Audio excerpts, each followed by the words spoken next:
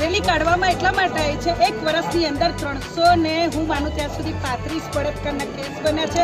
મારા 635 કેસ બન્યા છે. સોરી, ગાંધીના ગુજરાતની અંદર, સરદાર વલ્લભભાઈ પટેલના ગુજરાતની અંદર અત્યાર સુધીમાં ના બન્યા હોય એવા બનાવ ઋષિકેશભાઈ આરોગ્ય મંત્રી શ્રી છે, એમના જ ગામની અંદર આ જો બનાવ બનતા હોય ને તો શરમ કરવી જોઈએ. અમારી એવી માગણી છે. સાથે સાથે કેવું છે, બળાત્કારીઓને ફાંસી આપવી જોઈએ. બળાત્કારી જેટલા છે ને એમના દાદાનું બુલડોઝર ખીસીને ચાલવું જોઈએ.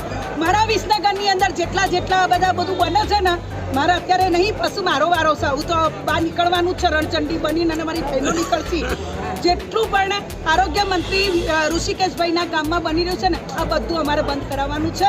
અને ભાઈ નથી કહેતા કે હપ્તા રાજ ચાલે છે ને, એ તમે બધા મીડિયાવાળા મને સપોર્ટ કરજો, તમે બંધ કરાવીએ. હવે તો બહેનોનો વારો આવ્યો છે. આક્ષેપ કરો છો ભારતીય જનતા પાર્ટીના રાજમાં બધા ઘણા બધા હોય.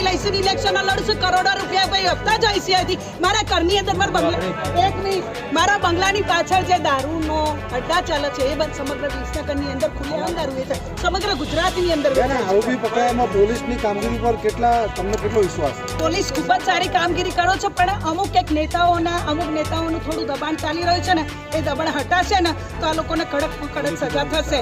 પોલીસ ઉપર તો ફૂલ વિશ્વાસ છે, પણ ગૃહમંત્રી હજી સુધી પૂછવા નથી આવ્યા. ભાઈ તમને મને તો એક દુઃખની વાત છે, કાલે CM સાહેબ અહીંયા આવ્યા હતા, દરેક નેતા અહીંયા આવ્યા હતા, અને બહેનોને ભજન મંડળીઓ ભેગી કરી હતી. એ બહેનો હતી, તમે શું બહેનો નથી, હું ખુરશી નોખીને બહાર ભજન મંડળીમાં ઉભી ગઈ હતી. પણ એ બહેનો માટે કહેવા ના આવ્યા કે એક બહેનના બળાત્કારનો કેસ થયો છે, તમને શાંત રાખવા જોઈએ અને બહેનોને ન્યાય મેળવવાનું કામ કરવું છે. એ ઋષિકેશભાઈ હોય કે હર્ષ સંઘવી હોય, હજી સુધી આવ્યા નથી. CM સાહેબ પણ એક શબ્દ બોલે, છોકરીની મુલાકાત લેવી છે.